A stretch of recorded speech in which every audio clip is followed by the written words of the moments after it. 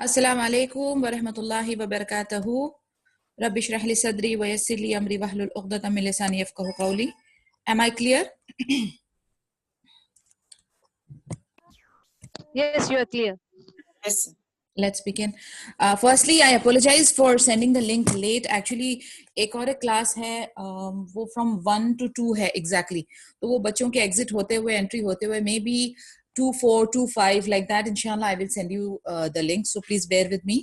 And yes, the timings will be again 2:10 से लेकर हम लोग इंशाल्लाह 3:35 तक करेंगे, और कुछ अगर open forum रहा तो we can discuss further.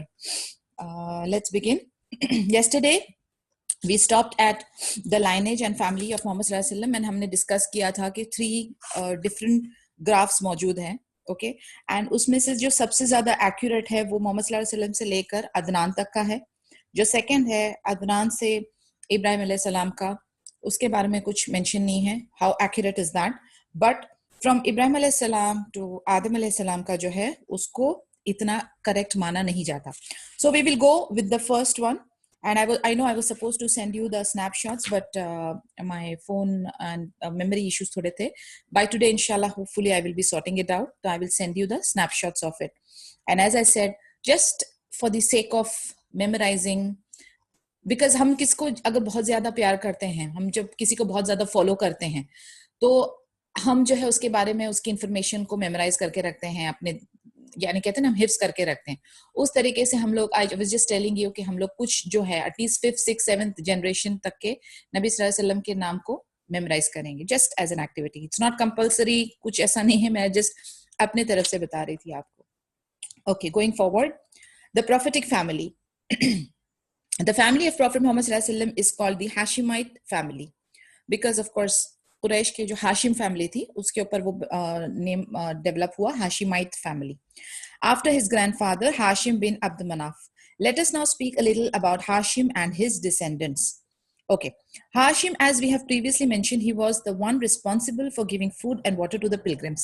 ये सब हम लोगों ने डिस्कस किया था कि अलग अलग रिस्पॉन्सिबिलिटीज थी अलग अलग क्लैंस की.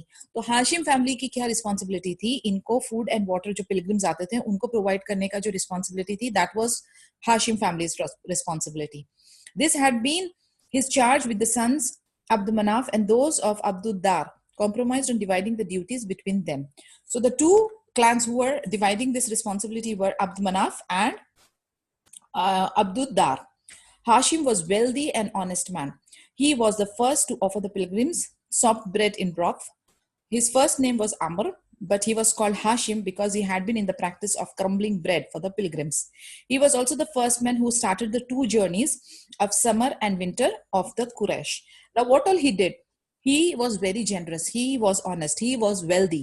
तो वो रिच थे, अच्छी उनकी माली हालत थी, और वो जो है पहले होते थे, यानी आगे आगे होके जेनरसिटी के साथ उनका जो दिल था बहुत गनी था, और वो पिलग्रिम्स को सॉफ्ट ब्रेड इन ब्रॉथ, यानी कि ब्रेड जो होता है ना उसको, इनकी ग्रेवी होती है लहम की या गोश्त की, इसकी ग्रेवी बनाते हैं, उसके अंदर उसको सॉफ्ट करके, this was the food they used to offer to the pilgrims. और उनका जो फर्स्ट नेम था ऑफिशियली वाज अमर, बट उनको हाशिम बुलाते थे बिकॉज उनकी जो प्रैक्टिस थी कि वो ब्रेड को ऐसे छोटा छोटा टुकड़े करके क्रम्बल करके वो पिलग्रिम्स को देते थे. So based on that, because terminology in Arabic would be similar to the activity that he is doing, that's why he was named Hashim. And वो पहले इंसान थे जिन्होंने 2 जर्नी स्टार्ट की थी, समर और विंटर में जो कुरैश की जर्नीज होती थी. He was the first one two initiate that. It has been narrated that he went to Syria as a merchant. Upon his return, he went to Medina, where he married Salma, the daughter of Amr from Bani Adi bin an-Najjar. He stayed with her in Medina for some time, then left for Syria again while she was pregnant. He was a wealthy man, so his work was business, unka trade ka tha.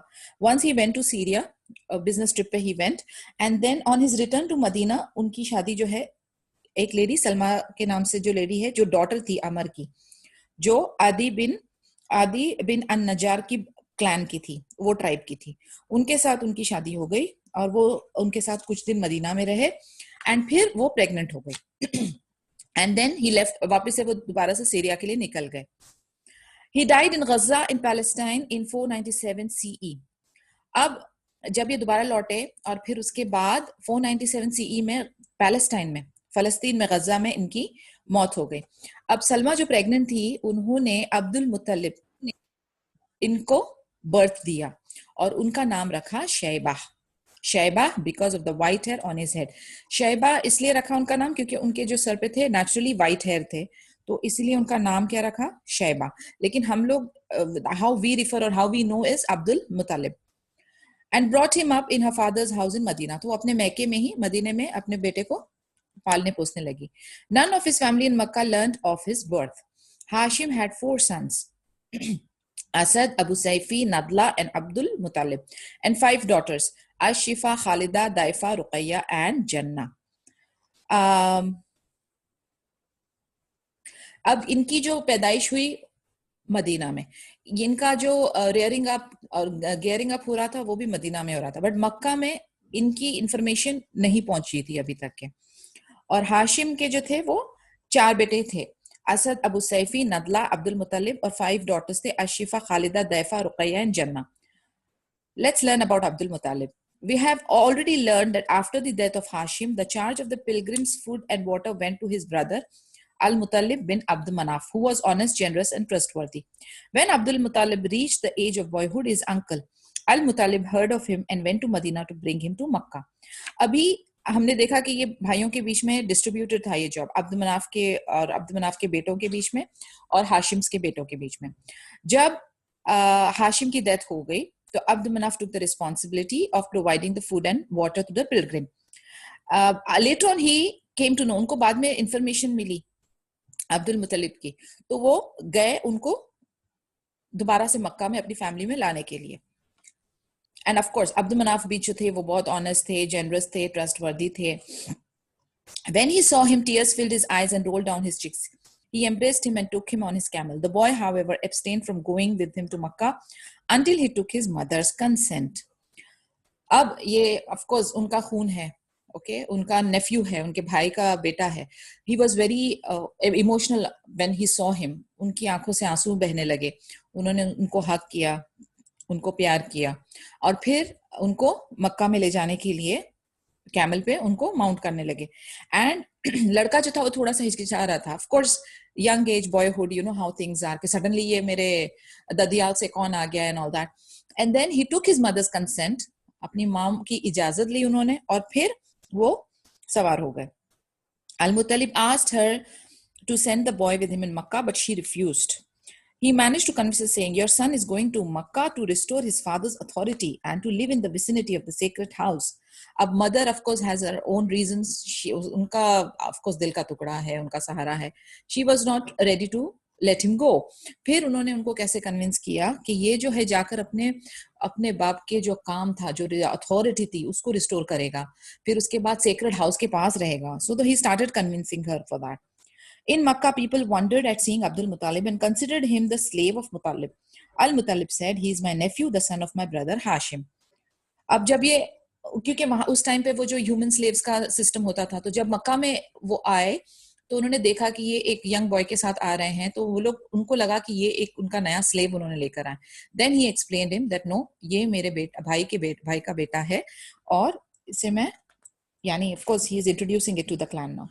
The boy was brought up in Al-Muttalib's house, but later on Al-Muttalib died in Radman in Yemen, so Abdul Muttalib took over and managed to maintain the people's prestige and outdo his grandfather in his honorable behavior, which gained him Makkah's deep love and high esteem. अब इनको अब्दुल मुत्तलिब को लेकर आ गए ये यहाँ पर, but later on क्या हुआ कि उनकी भी डेथ हो गई। रदमान यमन में जब इनके जो चाचा थे, of course he would have been in some trip or something like that, or for whatever reasons that is not mentioned, but he died in Radman in Yemen. अब क्या हुआ, अब्दुल मुत्तलिब जो थे, he started managing, he took the whole authority in his hands and वो अपना काम जो है बहुत बाखूबी से करने लगे और इतनी अच्छी तरह से उन्होंने उसको किया कि अपने ग्रैंडफादर से भी आगे बढ़ चढ़कर उन्होंने किया। अब इससे क्या हुआ कि मक्का के लोगों के अंदर बहुत ज्यादा उनके लिए रिस्पेक्ट, बहुत ज्यादा मोहब्बत कायम हो गई। When Al-Muttalib died, Nawfal usurped the duties of Abdul Muttalib, so the latter asked for help from the Quraysh, but they abstained from extending any sort of support to either of them. जब अल-मुत्तलिब की भी मौत हो गई थी तो Nawfal जो थे, there is another character Nawfal, जिन्होंने ड्यूटीज अब्दुल मुत्तलिब की जो है ना वो लेने की कोशिश की, और उन्होंने फिर कुरैश के जो डिफरेंट दूसरे जो मेंबर्स थे उनसे भी मदद मांगी, बट उन्होंने कोई भी, उनको कुरैश के दूसरे मेंबर्स ने उनको कोई मदद या सपोर्ट नहीं दी. Consequently, he wrote to his uncles of Bani and Najjar, his mother's brothers, to come to his aid. His uncle Abu Sa'ad bin Adi, his mother's brother, marched in Makkah at the head of 80 horsemen and camped in Abta in Makkah. अब होता है ना ऐसा कि जब बड़े सरबराह जो होते हैं अगर वो गुजर जाते हैं, when the head of the family is good and people under them are functioning properly, सब कुछ जो है बराबर चल रहा होता है, duties and responsibilities and the things are moving in the right direction. But जब ये responsible और अच्छे heads जब वो गुजर जाते हैं तो उनके जो नीचे वाले जो मिड मैनेजमेंट रहता है ना वो अक्सर दे प्ले ट्रिक्स. ऐसे ही एक कैरेक्टर नौफल था. तो नौफल जो था अब्दुल मुत्तलिब की डेथ के बाद जो है अब्दुल मुत्तलिब की ड्यूटीज को या उसके राइट्स को लेने की कोशिश कर रहा था. एंड देन जब ये कुरैश के दूसरे मेंबर्स के पास जाके सपोर्ट के लिए उन्होंने आवाज लगाई तो किसी ने उनकी मदद नहीं की. फिर उन्होंने क्या किया, उन्होंने अपने ननियाल के एक अंकल जो बनी अन नजर के थे उनके मदद, यानी उनके मामू मदर के ब्रदर थे, तो उनसे हेल्प मांगी. अब वो जो मामू थे वो पहुंच गए, उनका नाम था अबू सआद बिन आदी. तो वो मक्का में आ गए 80 हॉर्समैन के साथ, और अब्ता जो एक जगह है मक्का में उधर उन्होंने कैंप किया. Abdul Muttalib received the men and invited them to go to his house, but Abu Sa'd said, "Not before I meet Nawfal." He found Nawfal sitting with some old men of Quraysh in the shade of the Kaaba. Abu Sa'd drew his sword and said, "I swear by Allah that if you don't restore to my nephew what you have taken, I will kill you with this sword." Nawfal was thus forced to give up what he had usurped unlawfully, and the notables of the Quraysh were made to witness to his words. I mean, ये पढ़ के मुझे बहुत अच्छा लग रहा है. Like, see, sometimes अगर आपका कोई छोटा फैमिली का मेंबर हो और वो किसी तकलीफ में हो, एंड जब आप अपने किसी बड़े से गुहार लगाएं कि उसको आपकी मदद की जरूरत है, these days we don't see things happening like that. मैं अगेन किसी एक कम्युनिटी या एक फैमिली या एक पर्टिकुलर रीजन को अटैक नहीं कर रही हूँ. मैं इन जनरल जो हम आसपास देखते हैं, like for me, I have seen a lot of girls in sufferings. I have seen a lot of girls जिनको अपने ससुराल में इशू हो रहे होते हैं, या it could be vice versa also कि कई बार कोई बहू या दामाद किसी पे जुल्म कर रहे होते हैं, लेकिन फैमिली मेंबर्स जो है वो खड़े नहीं होते हेल्प करने के लिए for some reason, Allah Alam. But it doesn't happen. But look at here, कितना ब्यूटिफुली उन्होंने अपने नेफ्यू को सपोर्ट किया. He came with a proper army, सुभान 80 हॉर्समैन के साथ आके उन्होंने एनकैम्प किया, उसके बाद किस तरीके से सपोर्ट किया. And then when he came he directly went for Nawfal, और फिर नौफल को कितने तरीके से, कितने, यानी the way he address Nawfal, he understood the power. और ये इसका जो उनके जो वर्ड्स थे कि उन्होंने कहा, आई स्वेयर वल्लाही इफ यू डोंट रिस्टोर, अगर आपने मेरे जो नेफ्यू से चीजें नाहक ली हैं उसको जब तक आप वापस नहीं करोगे मैं आपका कत्ल कर दूंगा अगर आपने वापस नहीं किया. And then immediately the powers were given back to Abdul Muttalib, और जिन्होंने विटनेस किया उनके ऊपर भी एक इम्पैक्ट पड़ा होगा कि see this boy is not alone, he's got a support. और ये जो फैमिली सपोर्ट होती है ना, ये जो रिलेटिव्स की और ये जो आपके चाचा मामू खाला फूफी वगैरह की जो सपोर्ट होती है, इट इज अमेजिंग फीलिंग. सुभान अल्लाह. आई अंडरस्टैंड दैट कई बार अभी ये जो नई जनरेशन है ना जो ये बहुत तंग होती है रिलेशनशिप से, मेंटेनिंग द कॉन्टैक्ट्स, और जिसे हम सिला रहमी वाले रिलेशनशिप्स कहते हैं, एंड उसके आउटसाइड वाले भी जो हमारे दूर दराज के रिलेटिव्स होते हैं, इनके साथ कनेक्शन रखने के लिए लोग तंग पड़ते हैं. I understand both the parties की इसमें मिस्टेक हो सकती है, बट कोशिश हमने ये करनी चाहिए कि हमें भी कनेक्ट रहना चाहिए और हमारे बच्चों को और फैमिली को भी कनेक्ट रखना चाहिए, बिकॉज ये रिलेशनशिप जो है ये अल्लाह ताला ने बनाए हैं और कहीं ना कहीं जाके इसकी इंपॉर्टेंस होती है. आई टोटली अंडरस्टैंड कि आज के जमाने में वो वाला टाइम नहीं रहा कि वो वाली रग़बत या वो वाली फीलिंग्स नहीं रही. लोगों के जो दिल है वो बिल्कुल नेगेटिविटी से भरे हुए हैं, बट कहीं ना कहीं जाकर आपको कोशिश अपने तरफ से ये करनी चाहिए अल्लाह की खातिर कि इसके अंदर प्यार मोहब्बत शफकत का मामला बना रहे, बिकॉज कहीं ना कहीं जाकर this is your network, this is your strength, this is your power. और एक चीज, I know it is little off but I just want to mention it here, कि हम औरतें जो हैं, हम फीमेल्स जो हैं, हमारी कोशिश क्या होती है कि हम हमारे बच्चों को मैके में ही बहुत ज्यादा इन्वॉल्व करके रखें. Even that is not advisable. आपने as a woman, as a lady, आप आज जो है आप एक बहू के रोल में हैं, कल आप सास के रोल में आएंगी. तो don't forget what goes comes back to you. तो अपने ससुराल और मैके को बैलेंस करके रखना चाहिए, ताकि आप जितनी इज्जत अपने भाई को, अपनी बहनों को दे रही हैं, जितना प्यार और गिफ्ट्स का मामला उधर चल रहा है, make sure that you balance it the other way also, because कोई नहीं देख रहा. But Allah is watching. And then आपकी अगर नीयत जितनी खालिस होगी, कल को आपको उसी तरीके का इंशाल्लाह बिइज़्निल्लाह रिटर्न मिलेगा। And I am not saying that you expect the returns from the people, अल्लाह से आप एक्सपेक्ट करें तो अल्लाह ताला बढ़ चढ़ के आपको उसका इंशाल्लाह बदला देंगे। तो ये हमारी रिस्पॉन्सिबिलिटी है कि हम हमारे बच्चों को equally attach to the maika, to their maternal side, and equally attach to the paternal side भी रखें। भले वो कैसा भी करें रिश्ता आपके साथ रिस्पॉन्स कैसा भी करें, आप अपने तरफ से अच्छी तरह से करें, but again there is a limit, don't get exploited और abused there. Anyways, we'll continue. Abu Sa'd then went to Abdul Muttalib's house where he stayed for 3 nights, performed Umrah and left to return to Medina. Of course, he went to the sacred house. तो उन्होंने 3 रात वो वहां पर रुके, उमरा किया और वापस मदीने में लौट गए। Later on, Nawfal entered into an alliance with Bani Abd Shams bin Abd Manaf against Bani Hashim. ये नौफल कैरेक्टर फिर भी बाज नहीं आ रहा। ये दूसरे एक क्लैन जो बनी अब्द शम्स बिन अब्द मनाफ है उनके साथ ज्वाइन कर दिया हैंड्स और बनी हाशिम के अगेंस्ट फिर से खुराफातें करने शुरू किया। When Khuzaa tribe saw Bani an-Najjar support to Abdul Muttalib, they said, "He is our son, as he is yours. We have more reasons to support him than you." Abdul Manaf's mother was one of them.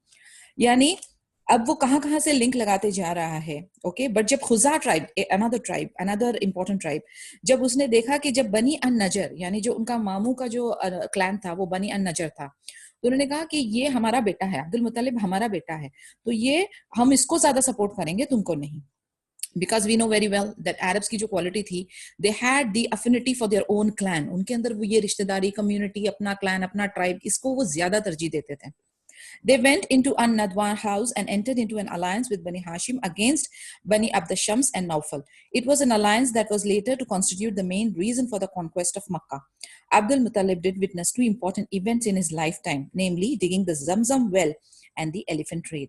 अभी इनका जो ये parliamentary house एक बना हुआ था, Nadwa house, ठीक है, तो ये उधर जाके उन्होंने उनके साथ एक कॉन्ट्रैक्ट अलायंस किया बनी हाशिम के साथ अगेंस्ट बनी अब्द शम्स एंड नौफल, जो इनके अगेंस्ट में जो खड़े होने की साजिशें कर रहे थे, तो इनके अगेंस्ट में अलायंस उन्होंने किया। और फिर उसके बाद ये मेन रीजन बना मक्का को कॉन्क्वेस्ट करने का, उसको कॉन्कर करने का। और अब्दुल मुत्तलिब की लाइफ टाइम में 2 इंपॉर्टेंट इवेंट्स हुए थे। कौन से इवेंट्स थे? एक जमजम का digging. If you remember in the past what we have studied कि जब ये लोग माइग्रेट कर रहे थे और ये सारी गहमा गहमी का माहौल चल रहा था, तो ये लोगों ने जो थे मक्का के जो क्लैंस थे उन्होंने कवर कर दिया था जमजम को और ट्रेजर्स को और सबको। अब जो है ये डिगिंग ऑफ जमजम वेल फिर से दोबारा हुई, तो he witnessed it, Abdul Muttalib witnessed it. दूसरा जो था वो अब्राहा, जो असुराफील का जो किस्सा है, when he came, the Abyssinian king, वो काबा को डिस्ट्रॉय करने के लिए आ रहा था, तो वो वाला भी इंसिडेंट अब्दुल मुत्तलिब ने विटनेस किया।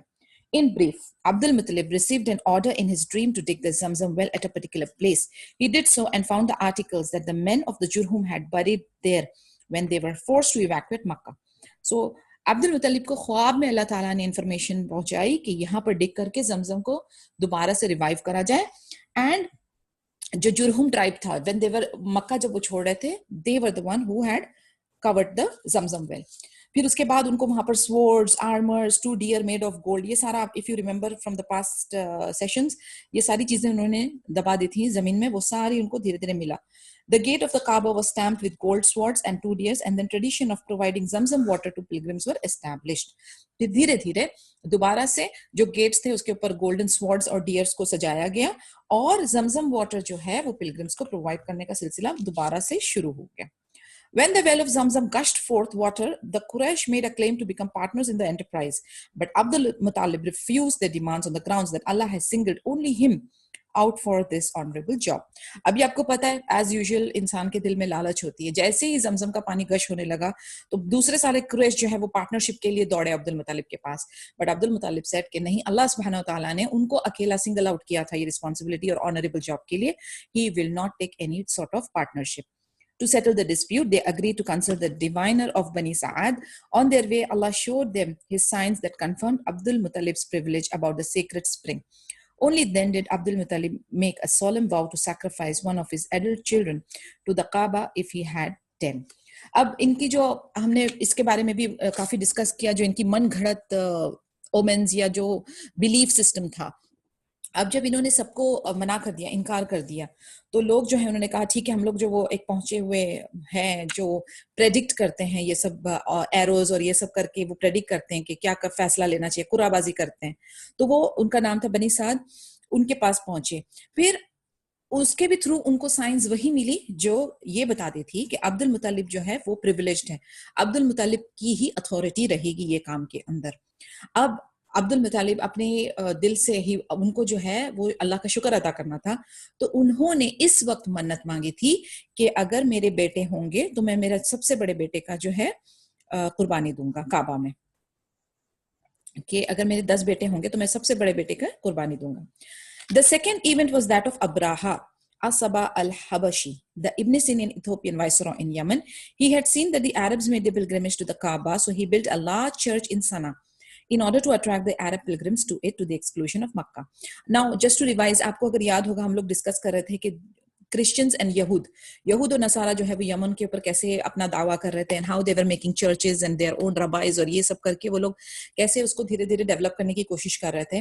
वहीं पर जो इब्न सीनियन किंग था अब्राहा, तो उसने वहां पर सना में एक बड़ा सा चर्च बनाया था। उसकी कोशिश ये थी कि वो पिलग्रिम्स को अट्रैक्ट करे यमन में, एंड लोग जो हैं इंस्टेड ऑफ गोइंग टू काबा वो क्रिश्चियनिटी को फॉलो करने शुरू करें और सना के अंदर आके पिलग्रिमेज परफॉर्म करें। तो वो तब तक पॉसिबल नहीं था जब तक कि काबा की तामीर हो या काबा मौजूद हो on the face of the earth. तो इसलिए फिर वो अपनी ह्यूज आर्मी ऑफ एलिफेंट्स और वो सब लेकर पहुंचा काबे को डिस्ट्रॉय करने के लिए। A man from the Kinana tribe understood his motives, therefore he entered the church under the cover of night, smearing excrement on its front wall. When Abraha learned of this, he became enraged and led a great army of 60,000 warriors to demolish the Kaaba. अब एक खुराफात एक किनाना के tribe man ने किया, उसने क्या किया, उसको पता चला कि ये ऐसी ऐसी हरकत करने वाला है, काबा के अगेंस्ट में जाकर उसको डिस्ट्रॉय करने के फिराक में है, तो उसने रात को चर्च में कवर होके जो है पहुंचा और गंदगी जो है गलाजत वो उसके चर्च के वॉल पे लगा दी। जब अब्राहा को इसके बारे में पता चला तो वो और ज्यादा ज्यादा गुस्सा हो गया और फिर इमीडिएटली उसने डिसाइड किया कि उसको जाना है। 60,000 वॉरियर्स को लेके वो डिमोलिश करने पहुंचा। He chose the biggest elephant for himself. His army included between 9 to 13 elephants. ये फर्स्ट टाइम था जब अरब्स ने एलिफेंट्स को एक्चुअली देखा था, एंड सबसे बड़ा लार्जेस्ट एलिफेंट का साइज जो था उसने अपने लिए चूज किया, और 9 से 13 एलिफेंट्स की आर्मी और 60,000 आर्मी मैन को लेकर वो पहुंचने काबा की तरफ पहुंच पड़ा। He continued marching until he reached a place called Al-Mughmas. There he mobilized his army and prepared his elephants to enter Makkah. एक जगह है ठिकाना मुगमास, वहां तक वो पहुंचा और फिर धीरे धीरे उसने मोबिलाइज किया अपनी आर्मी के आदमियों को भेजना शुरू किया मक्का के अंदर। When he reached the Muhassir Valley between Muzdalifa and Mina, the elephant knelt down and refused to go forward. Subhanallah. अब आप देखें, जैसे ही वो मुहासिर वैली में पहुंचा जो कि मुजदलिफा और मीना के बीच में है, एलिफेंट्स जो थे वो घुटने उन्होंने टेक दिए और आगे बढ़ने से इनकार किया। Whenever they directed it to the north, south or east, the elephant moved quickly, but when directed towards the Kaaba in the west, it knelt down. यानी अगर वो जैसे ईस्ट या साउथ या नॉर्थ में उसको पुल करते थे उसकी लगाम, तो वो मुड़ जाता था, लेकिन जैसे ही वेस्ट की तरफ जहां पर काबा था वहां पर मुड़ते थे तो वो झुक जाता था। सुभान अल्लाह। Meanwhile, Allah subhanahu wa ta'ala sent birds in flight upon them, pelting them with stones of baked clay, so that they may become like scattered chaff. These birds were like swallows and sparrows, each carrying 3 stones. अल्लाह ताला की शान and कुदरत, कोई army कोई elephant कुछ नहीं, किससे उसे उनकी आर्मी को तबाह किया, छोटी सी चिड़िया अबाबिल के नाम की, ये बिटवीन स्पैरो यानी स्पैरो की जैसी दिखने वाली है, उसके पैरों में 3-3 स्टोन्स वो पड़ते थे, और वो ऐसे पड़ते थे जैसे कि आग के शोले और अंगारे जो सबको डिस्ट्रॉय कर देती थी, बर्न आउट कर देती थी। वन एक उनके बीक में होते थे और बाकी 2 उनके क्लॉज में, पंजों में होते थे। The stones hit Abraha's men, cut their limbs and killed them. यानी वो इतना, यानी आप सोचें कौन सी टेक्नोलॉजी, कौन सा केमिकल, कौन सा RDX है ये, सुभान अल्लाह, कि वो पड़ते ही 7 छोटे कंकरियां, छोटे पेबल्स है। आप सोचें चिड़िया के पैर में कितनी साइज की पेबल या स्टोन आएगी, वो पड़ते ही जैसे उनके हाथ में पड़े तो उनके हाथ कट गए, instant it used to cut. Look at the power, सुभान अल्लाह। और वो डिस्ट्रॉय होने लगा। A large number of Abraha's soldiers were killed in this way and the others fled helter-skelter. Of course, जब ऐसा कुछ देखेंगे मौजज़ा तो भगदड़ मच जाएगी, नफसा नफसी का माहौल। And then बहुत सारे सोल्जर्स वहां पे मरे, बाकी जो है वो भागने दौड़ने लगे, and died at other places. Abraha himself developed an infection that required his finger tips to be cut off. और वो ऐसा जहरीला एक मादा था कि जहां पड़ जाता था वहां पे इन्फेक्शन हो जाती थी. तो अब्राहा के भी फिंगर टिप्स को जो है कट करना पड़ा, बिकॉज उसको भी he also got the taste of it. When he reached Sana, he was in a miserable state and died soon after. और उसे बचने की कोई शक्ल नहीं थी, बीमार बीमार बीमार, and then he died. The Quraysh fled for their lives to the hills and mountain tops. When the enemy was routed, they returned home safely. Quraish जो थे उन्हें पता था इतनी बड़ी आर्मी को वो फेस नहीं कर पा रहे थे. They were not ready for it. Elephants को फर्स्ट टाइम देखा था, वैसे ही वो डरे हुए थे. एंड देन वो जो थे माउंटेन टॉप से पहुंच गए थे कि अपनी जानों को बचाएं, अपनी फैमिलीज को बचाएं. एंड देन अल्हम्दुलिल्लाह ये सब मामला हुआ, अल्लाह ताला ने इनको विक्ट्री टेस्ट करवाई, एंड देन वो लोग सुकून से अपने अपने घरों में पहुंच गए. The elephant incident took place in the month of Muharram, 50 or 55 days before the birth of the Prophet Muhammad sallallahu alaihi wasallam. I'm very excited now. Only 55 days for Muhammad sallallahu alaihi wasallam. So ये exactly उनके मुहर्रम के month में हुआ था, और 50-55 दिन पहले इनकी पैदाइश के ये वाला इंसिडेंट हुआ, एलिफेंट वाला, which corresponded to the late February or early March 571 CE. It was a favor from Allah to his prophet and his family. It could legitimately be rewarded as a divine auspicious sign of the light to come and to accompany the advent of the prophet and his family.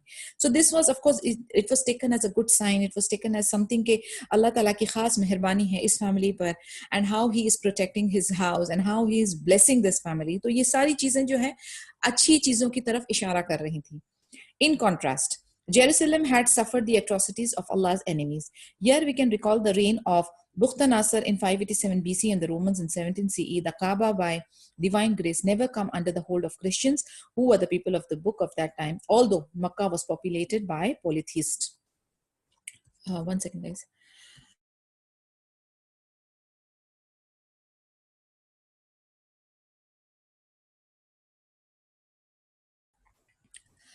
अभी जितनी भी यानी Romans, Persians वगैरह जितने भी ये लोगों के पावरफुल इनके इंसिडेंट्स होते रहे हैं, जितने भी ये लोगों ने फाइट्स एंड वॉर किए, बट कभी भी at any given point of time Christians के हाथ में ये काबा की अथॉरिटी नहीं आई. सुभान अल्लाह. जो भी हुआ, जैसा भी हुआ, जितनी भी चीजें चेंज हुई, power went from hands to hands, लेकिन काबा की अथॉरिटी या काबा का होल्ड उनके हाथ में नहीं आया. इवन दो मक्का के अंदर हत्ता के मुशरिक पॉपुलेशन मौजूद था, there were Christians, there were यहूद, देयर वेर मुशरिक्स मौजूद, बट उनके हाथ में काबा की अथॉरिटी नहीं आई. News of the elephant incident reached the most distant corners of the civilized world. Ibn Sina, Ethiopia, maintained strong ties with the Romans, while the Persians, on the other hand, were watchful of any strategic changes looming on the socio-political horizon and soon came to occupy Yemen. यानी जहां पर हमने ये लड़ाई वगैरह की बात हमने देखी थी, जंगों की, तो हमने इसके बारे में हमने वहां पर उसको छोड़ा था कि रोमन्स एंड पर्शियंस की ग्रिप जो है यमन में हमेशा पहुंचती जा रही थी. They were going towards attacking, or they are going towards making their own base. वो अपनी तादाद को जो है वो बढ़ाते जा रहे थे कंटिन्यूसली. लेकिन उनको जब ये अब्राहा वाला किस्से का बारे में पता चला, they were all stunned. उनको कहीं ना कहीं जाकर इस चीज का एहसास था कि there is a divine strong power that is protecting Kaaba. But फिर भी वो ताक में बैठे हुए थे कि जहां कहीं भी थोड़ा सा भी एक लूप मिले, कहीं पर भी थोड़ी सी भी दरार मिले एंट्री की, और सोशल पॉलिटिकल होराइजन थोड़ा चेंज हो, तो वो ऑक्यूपाई करने के लिए पहुंचे. द रोमन, इब्रा open the door. The Roman and Persian empires made up the powerful civilized world at that time. The elephant incident attracted the world's attention to the sanctity of Allah's house. अब ये elephant incident से और एक क्या हुआ कि लोगों की अकीदत जो थी काबा के लिए और ज्यादा उनके अंदर हलचल मच गई, और वो और तादाद में पिलग्रिमेज करने के लिए पहुंचने लगे.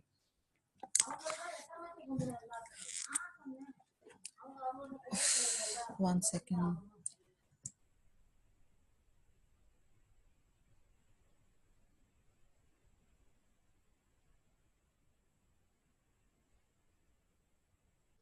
Sorry, guys.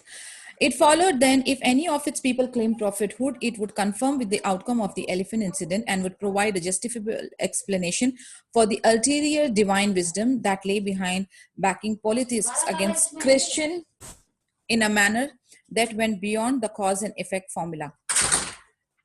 यानी अगर कोई अभी लोगों ने ये एक्सपीरियंस कर लिया, उनको इसके बारे में पता चल गया, the divine intervention and how Allah सुब्हानहू व तआला is protecting Kaaba and how Kaaba is the sacred house और chosen house for its holiness.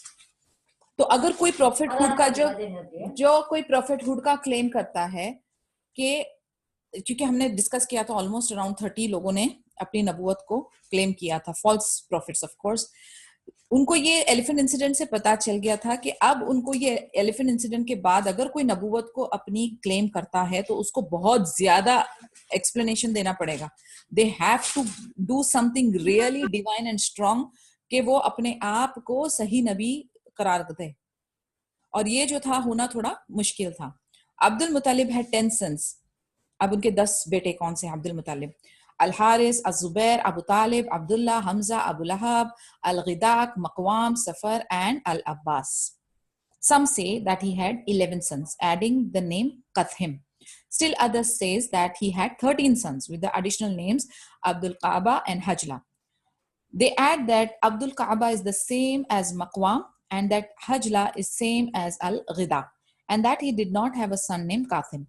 तो यानी मिक्स्ड ओपिनियंस, कुछ कहती हैं उनके 10 थे, कुछ कहते हैं 11 थे, कुछ कहते हैं 13 थे। अब वो जो 3 नाम ऐड कर रहे हैं उसमें से 2 नाम जो है वो सिमिलर नेम है किसी 2 के, यानी हो सकता है एक बेटे के 2 नाम हो, और एक जो है कासिम वो कहते हैं वो ही डिडंट एग्जिस्ट। सो अल्लाहु आलम, we don't know, but we will go by कि जिनके कंफर्म नेम्स हैं 10, we will go by that. इसके साथ उनकी 6 बेटियां भी थी, उनके नाम थे Umul Hakim, also called Al Baida, Barrah, Atika, Safiya, Arwa and Umaima. आपने आई एम श्योर हदीसों में इनके नाम सुने होंगे, द फूपी ऑफ नबी सल्लल्लाहु अलैहि वसल्लम and all that, so you will know what we are talking about. उनके रिलेटिव्स के नाम हम लोगों ने सुने हुए हैं, ये specially the Atika and Safiya and all. So Abdullah, the father of prophet Muhammad सल्लल्लाहु अलैहि वसल्लम, his mother was Fatima, daughter of Amr bin Aid bin Imran bin Makhzum bin Yaqza bin Murrah. Abdullah was the brightest of Abdul Muttalib's sons, the most chaste and the most loved. He was also the son towards whom the divination arrows pointed to be slaughtered as a sacrifice at the Kaaba. अब हम बात कर रहे हैं नबी सल्लल्लाहु अलैहि वसल्लम के वालिद की, Abdullah, who was the brightest son of Abdul Muttalib, सबसे ज्यादा नेक, सबसे ज्यादा परहेजगार, सबसे ज्यादा इंटेलिजेंट। इनकी मॉम का नाम था फातिमा, वो किसकी बेटी थी? अमर बिन आयद बिन इमरान बिन मखजूम बिन यकजा बिन मुरा।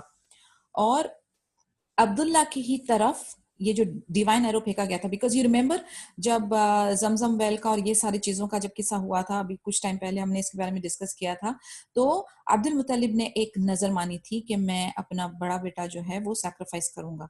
तो जब उसके इनके 10 बेटों के अंदर जब कुर्राबाजी हुई तो किसका नाम आया था? अब्दुल्ला का आया था। When Abdul Muttalib had 10 sons and they reached maturity, he disclosed to them his secret vow, which they accepted obediently. Their names were written on divination arrows and given to the guardian of their most beloved goddess Hubal. The arrows were shuffled and drawn. An arrow showed that it was Abdullah who was to be sacrificed.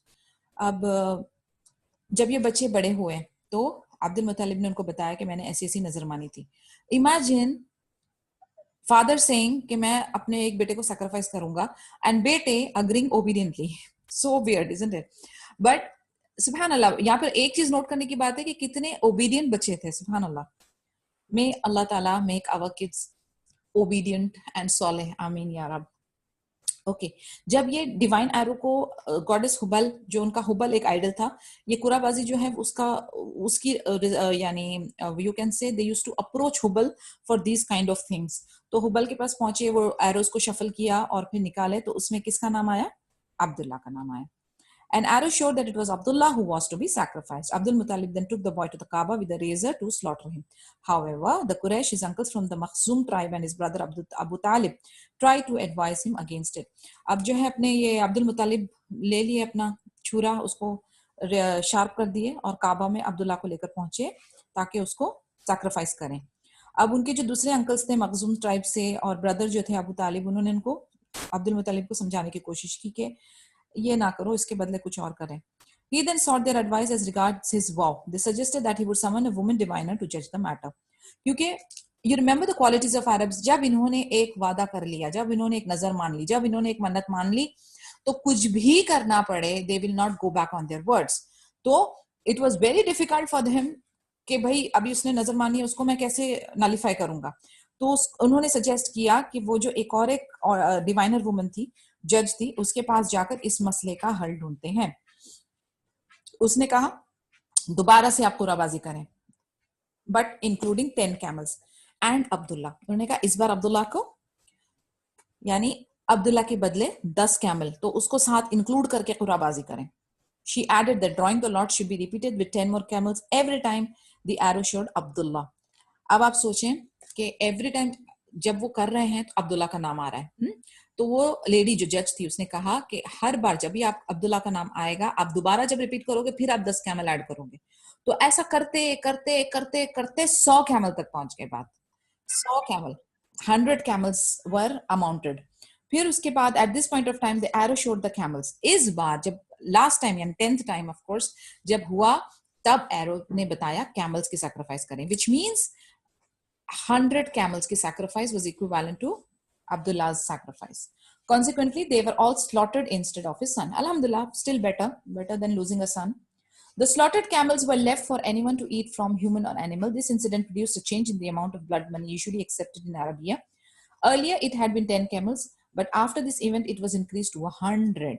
अब आप देखें ये जो sacrifice की जो एक you can से market थी या जो कॉमन वैल्यू थी, उन दिनों में 10 कैमल की वैल्यू थी कि अगर ऐसा कुछ मसला हो तो 10 कैमल की सैक्रिफाइस वुड सफाइस। मगर जब ये इंसिडेंट हुआ एंड 100 कैमल की कुर्बानियां दी गई थी, उसके बाद से उसका जो बार था वो रेस करके उन लोगों ने सबके लिए भी 100 कैमल्स बना दिया था।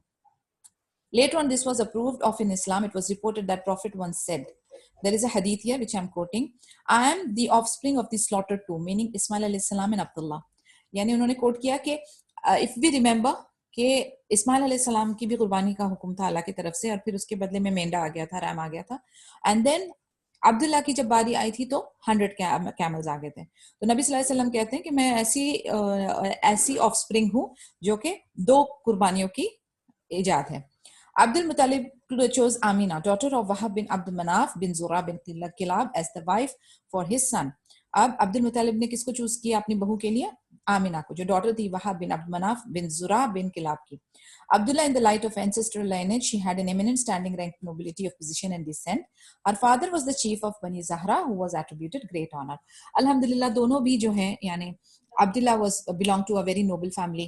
Amina also belonged to a very noble family because वो chief की बेटी थी। बनी ज़हरा जो है वो उस क्लैन की चीफ की बेटी थी।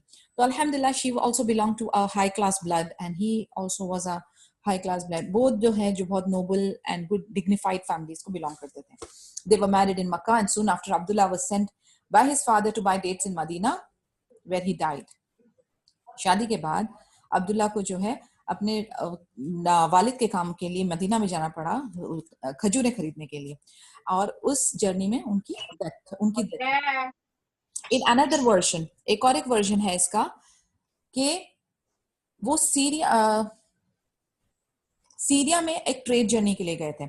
अल्लाह आलम which opinion is most accurate, but एक जगह पे मदीने का मेंशन है, एक जगह पे सीरिया का मेंशन है, and then he died.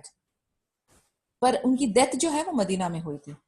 On his way back he was buried in the house of An-Nabiga al-Jadi. He was 25 years old. तो इनकी एज जब when he died 25 साल की थी, और इनको कौन सी जगह पे बरी किया था? House of An-Nabiga al-Jadi.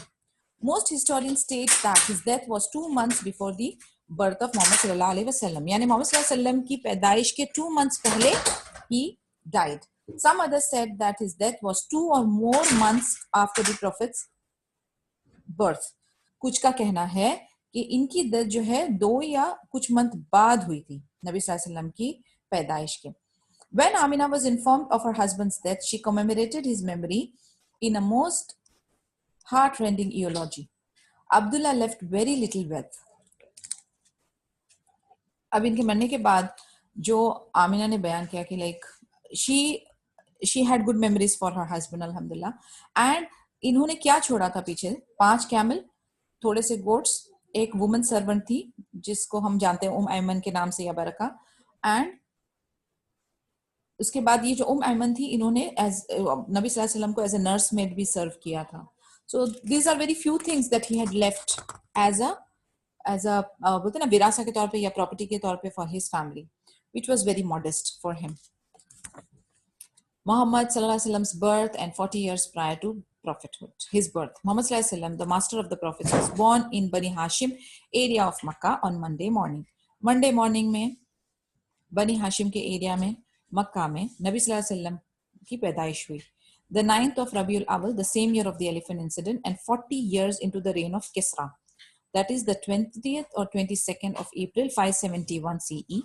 According to the scholar Muhammad Sulaiman al-Mansur Puri and the astronomer Mahmud Pasha, Ibn Sa'd reported that Muhammad's mother said, when he was born, there was a light that issued out of my pudendum and lit the palaces of Syria. Ahmad and Ad-Darimi reported something similar to this.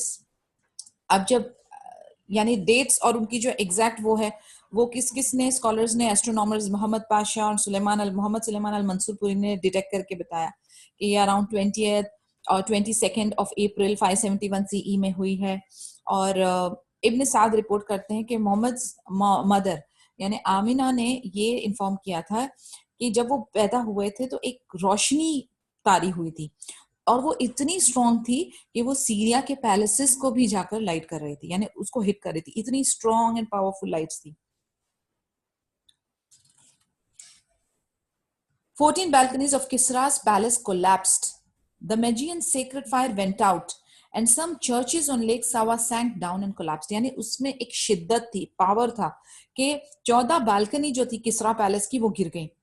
उसके बाद ये जो मैजियंस जो आग की पूजा करते हैं उनकी आग बुझ गई. चर्चेस जो थे लेक सावा में वो डूब गए. This was recorded by At-Tabari, Al-Bayhaqi and others, but none of the chains of narrations are confirmed. अब ये जो है confirm नहीं है, ضعीफ हो सकती है, authentic नहीं हो सकती, अल्लाह आलम.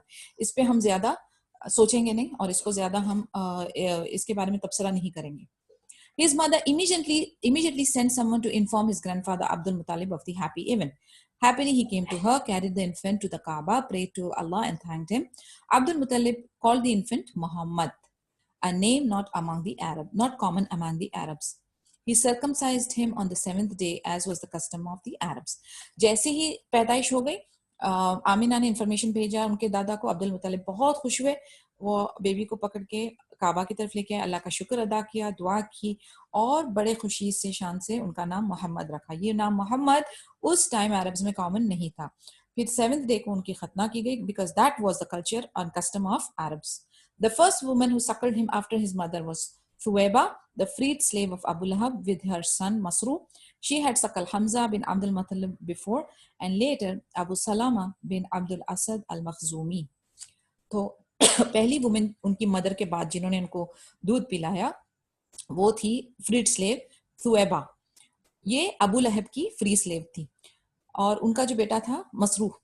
ओके उसके बाद उन्होंने हमजा बिन अब्दुल मुत्तलिब को भी दूध पिलाया हुआ था पहले और अबू सलमा बिन अब्दुल असद अल मखजूमी को भी दूध पिलाया.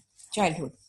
It was the general custom of the Arabs living in towns to send their children away to Bedouins, wet nurses, so that they might grow up in the free and healthy surroundings of the desert. Thereby, they would develop a strong body and acquire the pure speech and manners of the Bedouins.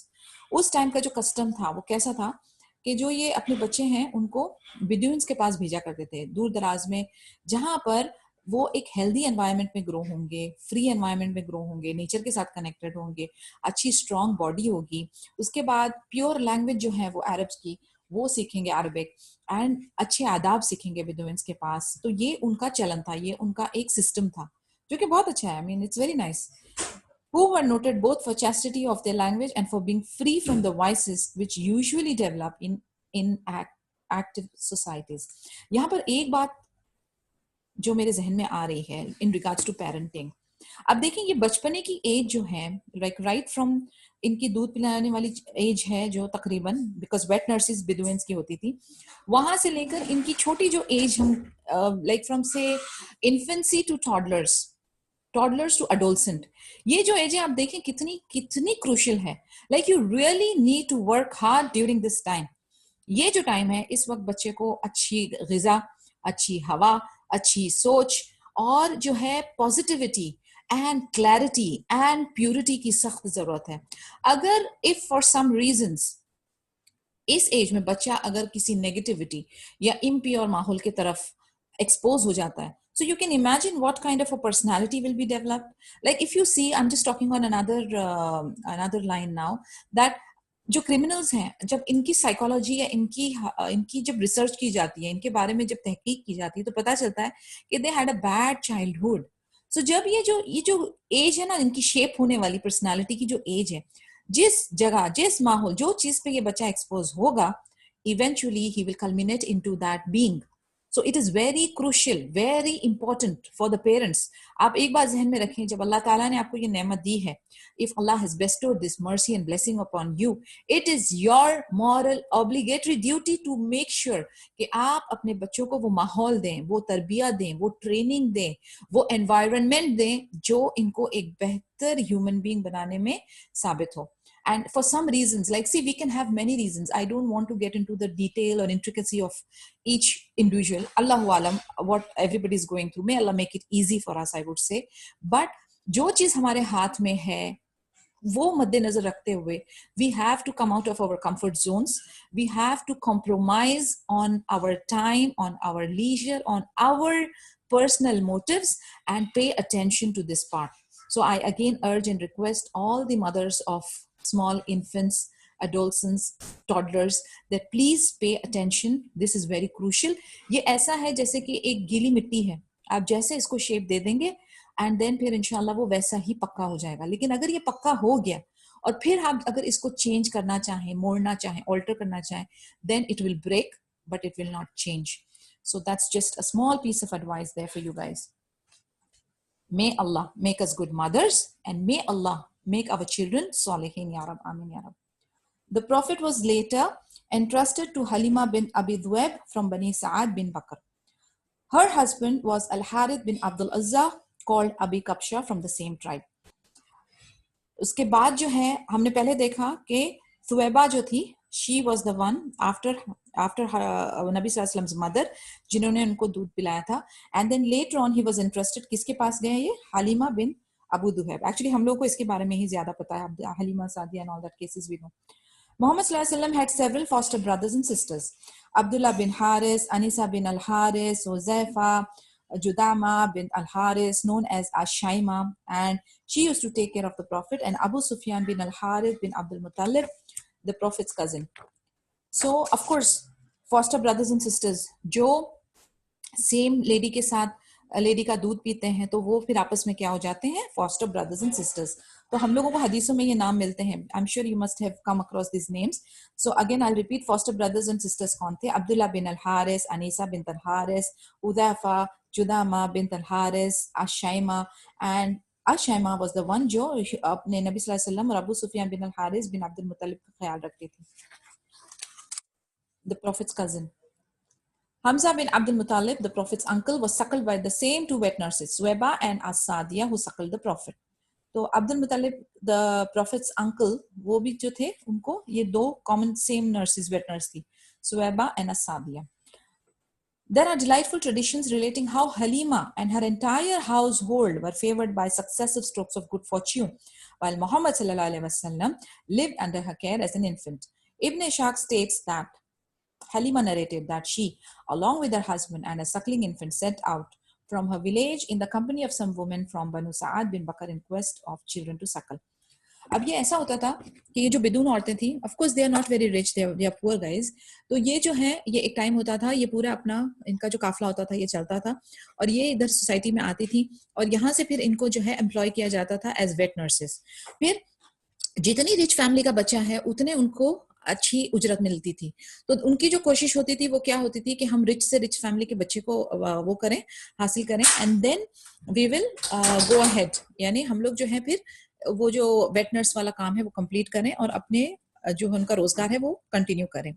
तो हलीमा भी जो थी वो अभी narrate कर रही है कि उनके साथ कैसे मामला हुए जब उनको नबी सल्लल्लाहु अलैहि वसल्लम को वेट नर्स करने का मौका मिला. तो उनके फैमिली की हालात, उनके घर में किस तरीके की बरका, किस तरीके की रहमत अल्लाह की आने लगी, शी इज नरेटिंग दैट. तो ये लोग सारे ग्रुप ऑफ वुमेन और सब जो है इनका काफिला चला, और जो बनु साद बिन बकर, ये जो इनका क्लैन है, ये निकल पड़ा था। वो बताती हैं कि it was a year of drought and famine and we had nothing to eat. I rode on a brown mule. We also had with us an old she camel. कहती है ये उस टाइम की बात है जब बहुत ज्यादा सूखा पड़ा हुआ था और इन लोगों के पास कुछ भी नहीं था खाने के लिए, भी बहुत भुखमरी थी। और कहती ये जो एक ब्राउन म्यूल जो है, mule I don't know what you call in Urdu, but it's a mix of it's a type of a small donkey, और इनके पास एक ओल्ड शी कैमल भी थी। सो इनको एक ड्रॉप ऑफ मिल्क की भी कहीं से गुंजाइश नहीं थी। We could not have a wink of sleep during the night, for the child kept crying because of hunger. अब ऐसा होता था कि औरतों का खाना नहीं मिल रहा तो उनको दूध नहीं आ रहा है, और बच्चे जो हैं इनके दूध नहीं मिल रहा है तो बच्चे रात भर रोते रहते थे, इनको नींद नहीं थी, इनको ये रो रहे हैं तो इनको भी नींद नहीं थी. There was not enough milk in my breast and even the she camel had nothing to feed him. She camel भी सूखी पड़ी हुई थी और इनके भी पास इनके ब्रेस्ट में मिल्क नहीं था. We used to constantly pray for rain and immediate relief. At length, we reached Makkah looking for children to suckle. बहुत उन्होंने दुआएं की कि बारिश हो जाए और कुछ आसान हो जाए उनका मामला और कुछ रिलीफ उनको मिले, लेकिन नहीं मिला. लेकिन एनीवेज ये अपने काफिले लेकर चले इस उम्मीद से कि इनको अच्छे घरानों के बच्चे मिलेंगे, पैसे मिलेंगे, एंड देन उनका नॉर्मल गुजारा हो जाएगा. Not even a single woman among us accepted when Allah's Messenger sallallahu alaihi wasallam was offered to her, as soon as they were told that he was an orphan. अब आप इंसानी दिमाग देखें, कई बार कैसी सिचुएशन होती है, सुभान अल्लाह, जो ऑफ कोर्स इनकी भी जरूरत थी, can't blame them completely, but कदर अल्लाह, एंड ऑफ द डे. सारी औरतों ने मोहम्मद सल्लल्लाहु अलैहि वसल्लम को रिजेक्ट किया जैसे ही उन्हें पता चला कि ये अनाथ है, बिकॉज दे न्यू कि अगर ये ऑर्फन है तो अच्छी उजरत मिलेगी नहीं. They refused him. We had fixed our eyes on the reward that we would get from the child's father. An orphan? What were his grandfather and mother likely to do? So we refused to accept him because of that. लोगों ने ये reject कर दिया. But you never know कौन सी चीज में खैर छुपी है, अल्लाह की क्या प्लान है, किसी को नहीं पता होता. Every woman who came with me got a suckling infant, and when we were about to depart, I said to my husband, by Allah, I do not like to go back along with the other woman without any infant. I mean, सब औरतों को उनको बच्चे infants मिल गए थे, वो खुशी खुशी अपने लौट रही थी. अब ये जो थी इनके पास नहीं था कोई भी. सो हलीमा ने अपने हस्बैंड को कहा कि मुझे ये अच्छा नहीं लगेगा कि मैं खाली हाथ पहुंचूं, सब औरतें इन्फेंट्स को लेकर जा रही है. कहते हैं नो प्रॉब्लम, मैं जो है वो ऑर्फन को एक्सेप्ट कर लेती हूँ. देखिए अब ये जो एक स्ट्रैंड, ये जो एक थॉट होता है ना, ये हम लोगों के लिए कई बार बहुत फायदेमंद हो जाता है. कई बार जो है ना हम लोग ये दुनियावी या फेस के ऊपर देखते हैं and we think this is the only prophet, but उसके अंडरलाइन क्या निकल सकता है उसकी हमें अंदाजा नहीं होता. लेकिन कई बार कोई एक अच्छी एलिमेंट या एक अच्छा स्ट्रेंथ, एक अच्छी जेनरोसिटी, एक अच्छी काइंडनेस, हत्ता कि छोटी से छोटी होगी, लेकिन उसके पीछे कितनी बड़ी खैर होगी, we never know, we can understand that because अल्लाहु आलम. लेकिन वो अच्छाई जो है वो कहीं ना कहीं काम आ जाती है. तो शी फेल्ट समथिंग. दो रीजंस वी कैन सी कि उसको खुद इंसल्ट लग रही थी कि मैं खाली हाथ पहुंचूं वापस अपने एरिया में विदाउट एनी इन्फेंट, और दूसरा he is an orphan, so why not, something is better than nothing. A little bit of तवक्कुल there. So she said, I will go to the orphan, मैं orphan को accept कर लेती हूँ. There is no harm in doing so, and perhaps Allah might bless us through him. इसलिए मैं कह रही हूँ ये जो sentence है ना, perhaps Allah might bless us through him. This factor brings in the barakah. This factor brings in the element of blessings in our life. So she said कि there is no harm, मैं ये orphan को accept कर लेती हूँ, and maybe perhaps we will receive blessings from Allah. So I went and took him, because there was simply no other alternative left for me but to take him. When I lifted him in my arms and returned to my place, I put him on my breast, and to my great surprise, I found enough milk in it. He drank to his heart's content, and so did his foster brother, and they both went to sleep, although my baby had not been able to sleep the previous night. अब जैसे ही उन्होंने baby को उठाया, मोहम्मद सल्लल्लाहु अलैहि वसल्लम को उठाया और अपने ब्रेस्ट के पास प्लेस किया, सडनली सुभान अल्लाह, अल्लाह की कुदरत, दूध जारी हो गया. नबी सल्लल्लाहु अलैहि वसल्लम ने दूध भरपूर पिया, उनके फॉस्टर ब्रदर मसलन हलीमा के बेटे ने दूध पिया, और वो सुकून से सो गए, हालांकि वो भूख के मारे प्रीवियस नाइट को सो नहीं पाए थे. My husband then went to the she camel to milk it, and to his astonishment he found plenty of milk in it. जब उनके हस्बैंड भी वो she camel के पास गए जो सूखी थी बिल्कुल, उसमें से भी दूध भरपूर जारी हो गया. सब ने खूब पिया और बहुत सुकून की नींद उन्होंने वो रात गुजारी. The next morning my husband said, by Allah, O Halima, you must understand that you have got a blessed child. And I replied, by the grace of Allah, I hope so. अब उनको realise हो गया कि ये सब चीजें चालू हो गई हैं, तो फिर उनके हस्बैंड ने कहा कि हलीमा, डेफिनेटली तुम्हारे को जो बच्चा मिला है वो ब्लेस्ड चाइल्ड है। और उस पे हलीमा ने भी कमेंट किया कि definitely by the grace of Allah यही मुझे भी उम्मीद है, अल्हम्दुलिल्लाह। आप देखें वो एक छोटा सा थॉट, छोटा सा तवक्कुल, छोटी सी उम्मीद ने सुभान अल्लाह पूरी काया पलट दी। इंशाल्लाह we will continue tomorrow because it's already 3:05 and I know अभी बहुत इंटरेस्टिंग होते जा रहा है, even I can not wait for it, but इंशाल्लाह tomorrow we will take and hope so कि the journey continues and inshallah we will learn and retain what we are learning. سبحانك اللهم وبحمدك نشهد أن لا إله إلا أنت نستغفرك ونتوب إليك. Any questions guys? कोई discussion करना है? Please open your mic, anyone?